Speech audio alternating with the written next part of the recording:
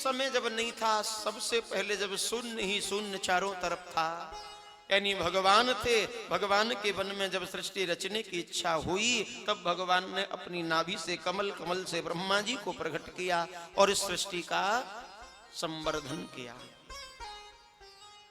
तो भगवान स्वयं जो है ये 9वें अंक के समान है।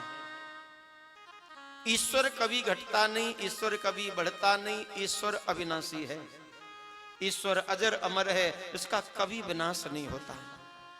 तो जो 9वां अंक है ये भी ईश्वर की तरह ही है, ये ना घटता है और ना बढ़ता है। विशेषतः 2 अंकों की चर्चा हम करें, एक 8 और एक 9। 8वां जो अंक है ये जीव का स्वरूप है। जीव जैसे घटता बढ़ता है, जीवन में तरक्की करता है, फिर गिरता है, आगे बढ़ता है, फिर गिरता है, संभलता है, फिर गिरता है। तो 8वां अंक भी घटता बढ़ता है। लेकिन जिस प्रकार ईश्वर न घटते हैं न बढ़ते हैं, तो ये जो 9वां अंक है ये ईश्वरीय स्वरूप है, न घटता है और न बढ़ता है। 9वें अंक का हिसाब लगाइए।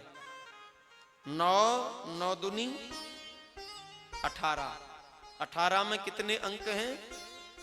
1 और 8 दोनों को प्लस करें तो 9। 9 तिया 27।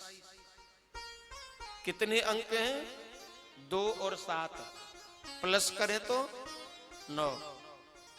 9 चौक 36, 3 और 6 9 पंजे 45, 4 और 5 9 छिक्की 54, 5 और 4 63, 6 और 3 72, 7 और 2 81, 8 और 1 90। जीरो तो किसी काम की है नहीं, बचा केवल 9। तो अंक जिस प्रकार न घट रहा है न बढ़ रहा है, ये 9 ही विद्यमान है। ईश्वर भी उसी प्रकार है, ये न घटते हैं न बढ़ते। जीव घटता बढ़ता है।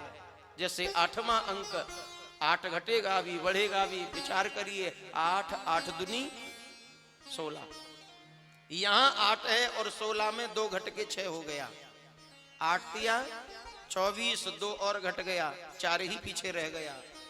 32, 2 और घट गया, 2 ही रह गया। 40 जीरो हो गया। 8 छिंग 48, एक संग बढ़ा, 8 पे पहुंच गया। फिर घटना शुरू हो गया 56। ये घटता बढ़ता है जैसे जीव का स्वभाव है। लेकिन 9वां अंक न घटता है न बढ़ता है। ज्योतिष ब्राह्मण लोग जो करते हैं, कुंडली बनाते हैं, इसमें भी 9 का अंक ही मायने रखता है।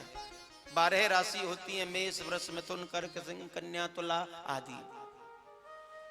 ये जो 12 राशि हैं, तो एक राशि जो है उस एक राशि में 9 चरण होते हैं, 9 अक्षर। 9 अक्षरों से एक राशि बनती है। तो 12 नाम 108। जीरो हटा दो बीच में से, बचे 18। 18 1 और 8, उसको भी प्लस कर दो तो केवल 9। यहां भी 9 का ही अंक है। संगीत, हमारी संगीत मंडली जो सुंदर सुंदर भजन, इस संगीत में भी 9 का ही अंक है। 12 स्वर होते हैं संगीत में, 7 स्वर शुद्ध और 5 कोमल।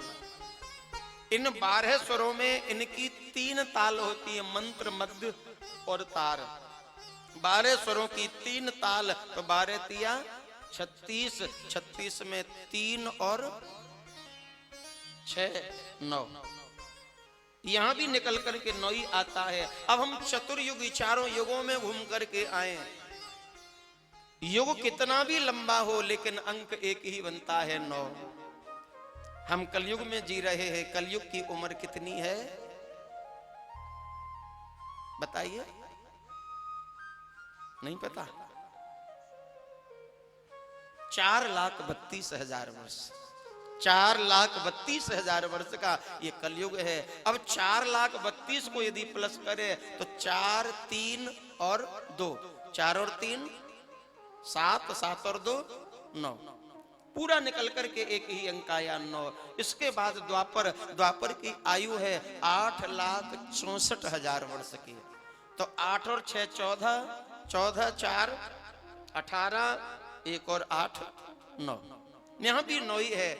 उसके बाद त्रेता युग जिसकी उम्र है 12,96,000 वर्ष की, तो 12,96,000 का भी एक ही अंक बनता है 12, यानी 1 और 2 3, 3 और 9 12, 12 6 18, 1 और 8 9, यहां भी 9 ही आया। सतयुग सबसे बड़ा है 17,28,000 वर्ष का, 17,28,000 यानी 1 और 7 8, 8 और 2 10, 10 और 8 18, 1 और 8 9, चारों युगों में घूमकर आएंगे, अंक एक ही मिलेगा।